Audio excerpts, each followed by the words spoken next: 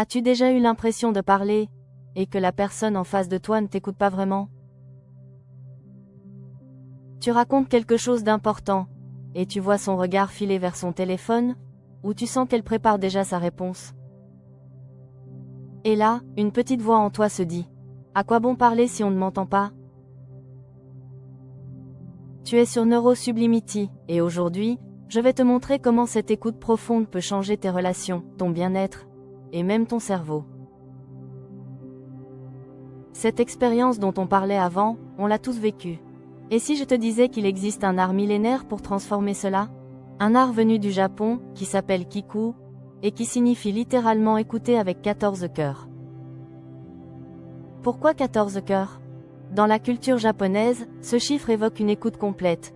Tu n'écoutes pas seulement avec tes oreilles, mais aussi avec ton cœur, ton esprit, ton intuition et ton corps.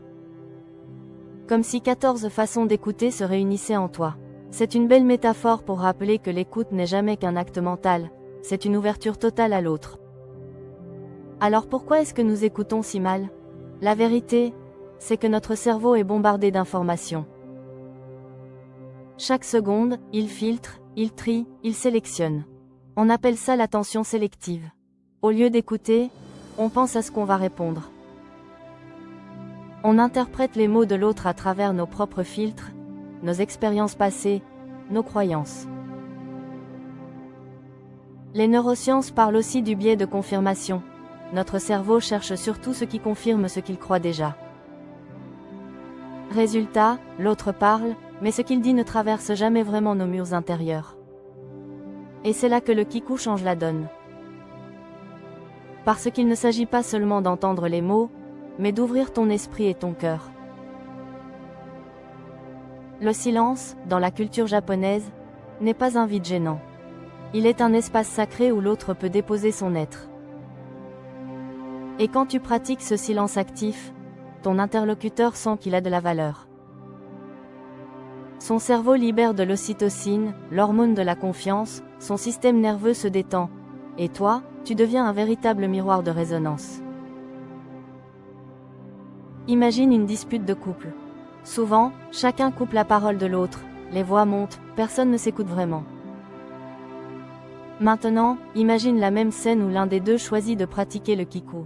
Il reste silencieux, il écoute sans juger, il observe les émotions derrière les mots.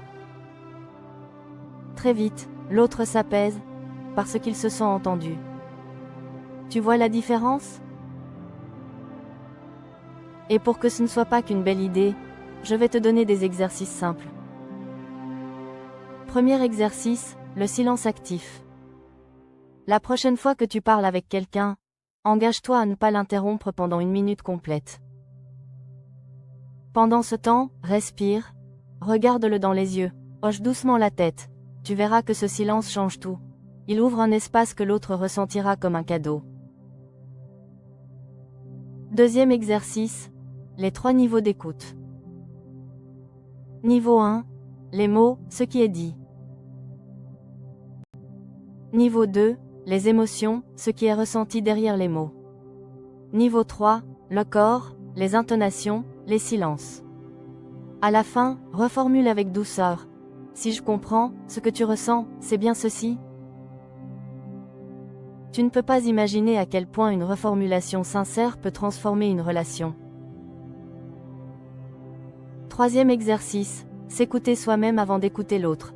Parce qu'on ne peut pas offrir une écoute profonde si on est soi-même agité. Pose ta main sur ton cœur, prends 3 respirations conscientes, observe ce que tu ressens. Quand tu t'écoutes toi, tu deviens disponible pour écouter vraiment l'autre. Et ce n'est pas seulement une philosophie, les neurosciences confirment ces effets. Quand tu écoutes activement, ton cortex préfrontal s'active et ton insula, qui capte les émotions des autres, devient plus sensible. C'est littéralement un entraînement pour ton cerveau social. À force de pratiquer, tes connexions neuronales de l'empathie et de la régulation émotionnelle se renforcent. Tu développes ainsi une véritable plasticité de l'écoute. Alors demande-toi, est-ce que tu écoutes pour comprendre ou pour répondre? Est-ce que tu es vraiment présent ou est-ce que tu es déjà ailleurs dans ta tête? Pratiquer le kiku, ce n'est pas toujours facile, mais c'est une révolution intérieure. Et crois-moi, les personnes qui croiseront ton chemin le sentiront immédiatement. Parce que dans le fond, nous avons tous soif d'être entendus. Quand un enfant dit « tu ne m'écoutes jamais », un collègue soupire ou un ami répète toujours la même histoire. Souvent, ils ne cherchent pas une solution. Ils cherchent juste une oreille qui sache les accueillir. Alors retiens ceci, écouter, ce n'est pas attendre ton tour de parler. Écouter, c'est offrir un espace où l'autre peut se sentir exister. Et ce don, tu peux l'offrir dès aujourd'hui. Petit défi. Choisis une personne cette semaine et offre-lui 5 minutes de véritable écoute kiku. Pas d'interruption, pas de jugement, juste une présence entière. Et viens me dire en commentaire ce que tu as ressenti. Mets un cœur rouge si tu veux apprendre à mieux écouter, ou une oreille si tu as déjà essayé. Et si tu veux continuer à transformer ton cerveau et tes relations, abonne-toi à Neurosublimity. Parce qu'ici, chaque vidéo est une porte ouverte vers une vie plus consciente et plus humaine.